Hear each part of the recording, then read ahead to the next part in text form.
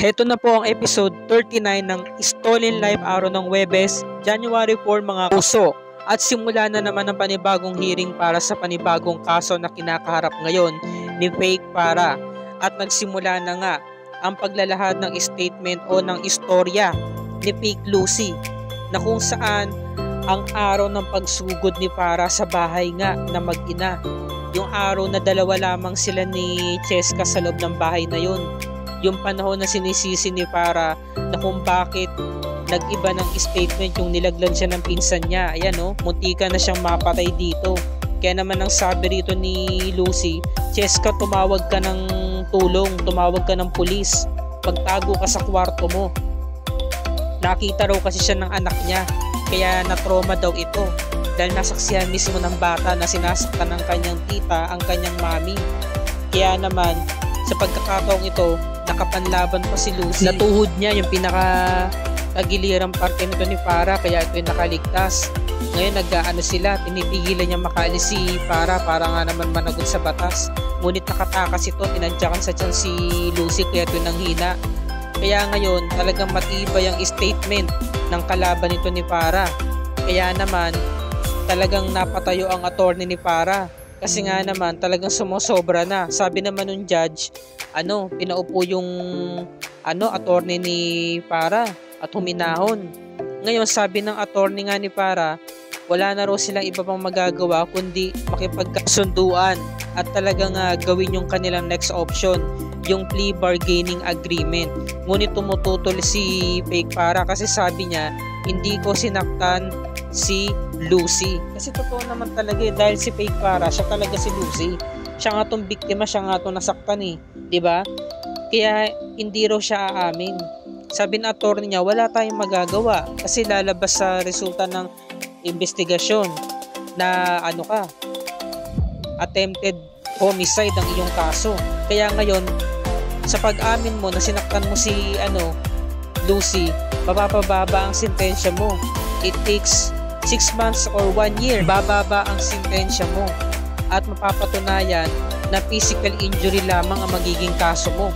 Labag man sa kalooban ni Para dahil masakit ito para sa kalooban niya, pero wala siyang magagawa. Sabi nung attorney, this time siguro baka matalo tayo. Wala na akong magagawa pero kailangan pakinggan mo ko. Sige, makakaalis muna ako ngayon, sabi ng attorney. Sabi naman ni Fake Para, hindi ko to maatim bro, hindi ko to makakayanan. Dapat talaga si Para ang nagbabayad nito, hindi ako.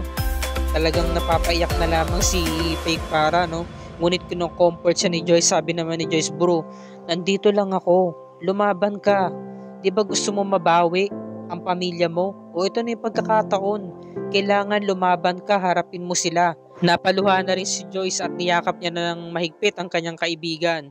Samantala, ang sabi naman nung attorney, kinakailangan nilang makipagkasundo sa plea bargaining agreement nga. Ngayon sabi naman ni Fake Lucy, kailangan talaga makulong niyang Para na yan. Kaya sabi ng attorney, kailangan manalo tayo sa kaso ngayon. Hindi gaya nung una na natalo tayo kaya tuloy na-absuelto si Para.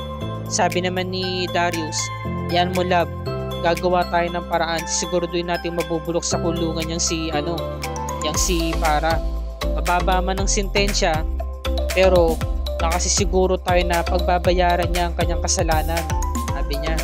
Ngayon eto na, kinabukasan pupunta na naman sila sa huling hearing na kung saan hindi nga sumama si Madam Ason kasi nga hindi na nga niya kinaya, kaya naman nakatulog na lamang siya.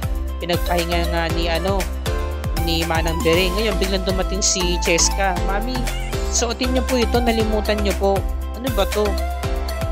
Ano po yan diba lagi niyo pong sinusuot yan para po protection po ni na lolo't lola para kay Tita Para, diba po lagi niyo sinusuot yan? Sabi naman ni Manang Bering, oo nga po ma'am, lagi niyo nga pong sinusuot yan palagi, pero ngayon hindi niyo na po yan sinusuot.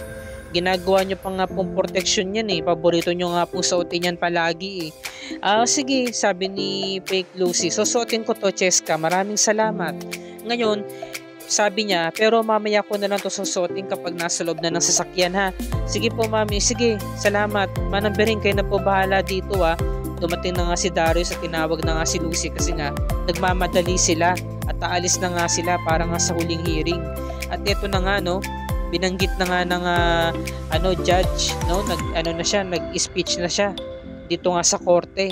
At tinanong niya ang inaakusahan kung siya ba ay guilty at umamin na nga tong si Fake Para, diba? Na katunayan, totoo nga talaga yung pananakit niya na ginawa kay Lucy noong panahon na yon, diba? So napapaiyak na lamang siya kasi sobrang sakit. Tinatanggap niya yung mga bagay na hindi naman dapat para sa kanya, labag sa kalooban niya to. Ngayon napatapik na lamang ang attorney niya sa kanyang likuran para pakalmahin siya, diba? At ito namang si Joyce naluluha. Ngayon napapansin siya ni Fake Lucy. Naku Joyce, masyado kang halata. Sabi naman ni Fake Lucy, Joyce, ba't ka naman umiiyak? Kung sabihin naawa ka sa babaeng yan, sabi naman ni Joyce, ay Lucy, tears of joy lang, ano ka ba naman? Nanalo tayo sa kaso. Talagang nakalusot si Joyce sa pagkakataong ito at hinawakan niya si Fake Lucy na para bang naiilang na didire. Diba? Kasi nga hindi naman sila mag-best friend eh. Bigla na lamang siyang tumayo at kinausap si Darius. Darius, hindi ka ba masaya? Dapat nga magdiwang tayo kasi nanalo tayo sa kaso sa pagkakataong ito. Sabi naman ni Darius, masaya, love. Dapat nga, hindi lang niya ng pagdusahan niya, kulang pa yan sa mga kasamang ginawa niya sa pamilya natin. Sabi niya, no?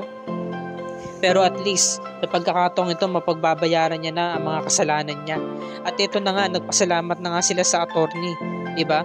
Pwede pa rin daw nilang gawan ng paraan na magsampa ng kaso nung una para tuluyan na talagang makulong itong si Para habang buhay. Yung diba? Yung pagpatay nga kay Vince Rigor, pwede pa rin daw nilang labanan yun. Pwede pa rin silang magsampa ng kaso. Ngayon, sabi naman ni attorney, Mr. Rigor, pwede po ba muna kita makausap? So umalis muna si Rigor at dumating na nga tong si Fake Para. Siyempre nagkainitan na naman yung magpinsan. Sabi nung attorney, Mrs. Rigor, nanalo na kayo sa kaso Nandito ba kayo para harasin na naman tong kliyente ko? Haharasin? Sino ba ang nag-umpisa ng gulo? Kriminal yung babaeng yan. Alam mo ba, gusto lang naman kitang kamustahin at makita kung paano ka matalo sa kaso at kung paano ka dalhin sa bago mong presinto habang kami nagmumove on kasama ang pamilya ko na masaya. Ngayon nakatitig si Fake Para doon sa kwintas. Ito ba? Bagay ba sa akin? Para, alam mo ba? Ang nagpaalala sa akin ito ay walang iba kundi si Cheska. Sabi niya, proteksyon daw ito ng lolo't lola niya para kay Tita Para.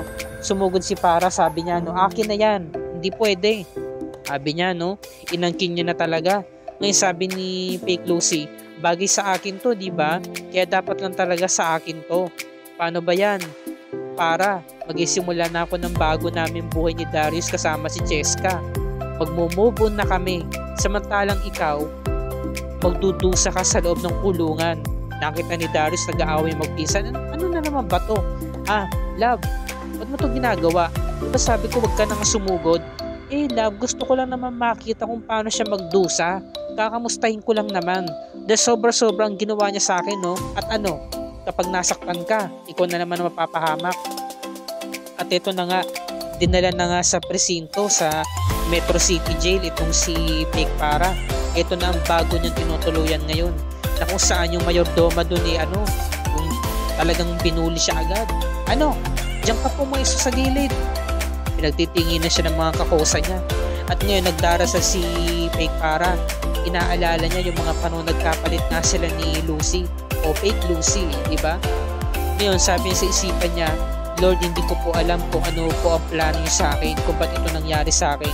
Kayo na po ang bahala sa mag-ama ko, lalo na po kay Cheska. Sana hindi nila sinasaktan si Cheska. Ngayon nagkausap yung mag-best friend. Sabi ni Joyce, bro, in 6 months, madali lang yun, hihintayin ko ang pagbabalik mo. Huwag kang mag-alala, pupuntahan kita dito palagi. Maghihintay tayo hanggang sa dumating na ang panahon na mabawi mo na ang pamilya mo. Sabi ni Fake Para, papaano kung saktan na lamang ni Para si Cheska?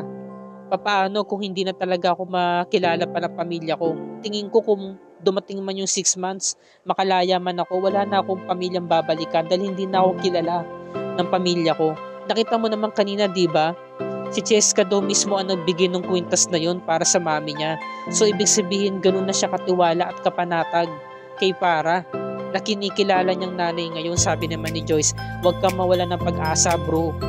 Nandito ako, may mga bagay pa rin na tangi nilang makikita at gagawa ko ng paraan para lamang mabuko yung peke mong pinsan.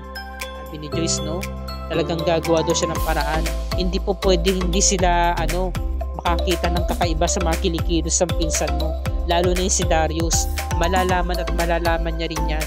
Ngayon ito namang si fake Lucy lumapit kay Manang Bering. Manang, pinapatawag daw ako ni Mamita. Ay opo, kaso nakatulog na po si Mamita eh. Kasi po namili po kami kanina sa grocery. Kaso nakalimutan po namin yung special ingredients nyo. Kaso tulog na po si Mamita. Mabuti pa po ma'am, kayo na lang po maglista para po makabalik na po ako sa grocery. Ano po ba yung specialty na gusto ni Mamita? Yung paborito niyo pong kalyos, ano pa po ba?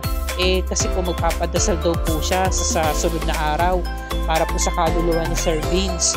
Kaya po, sige po, ilista nyo na po. Ngayon sabi naman ni Para, sure, why not? Ilista ko na.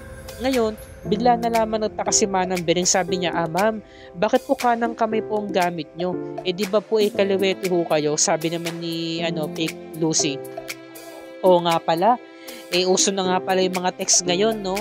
Yun na nga pala yung uso ngayon, mas madali, saka mas mabilis. Sige ho, Manang Bering, mauna na ho kayo. At ite-text ko na lang ho sa inyo yung mga ingredients. O sige ho, ma'am. O ngayon, eto na. Kasi nga nawiwirdoan nga si Manang Bering. Kinausap na lamang niya si Manang Ason or Mamita Ason, di ba?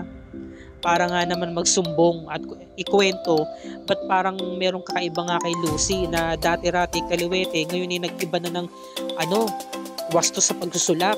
Sabi naman ni Mamita, imposible naman na bigla na lamang niya makalimutan yung kanyang pagsulat. Ano pa ba naman, sabi niya. Diba? Talagang merong kakaiba eh. Ngayon, bigla na lamang dumating itong si fake Lucy at sabi niya, ano ang pinag-uusapan ninyo? Mukhang seryoso ho ah. Bakit may problema ho ba? Nahuli niyo yung dalawa, si Manang Bering sa si Mamita. Ano kaya ang susunod na mangyayari dito mga kapuso? At dito na po nagtatapos ang ating review and recap para sa araw na to. Kung bago ka pa lamang sa aking channel, kung maaari makahingi ako sa munting subscribe at click mo na rin ang bell icon para lagi ka updated sa mga episodes ng Stolen Life and other GMA shows tulad nito. Maraming salamat po mga kapuso and God bless us all.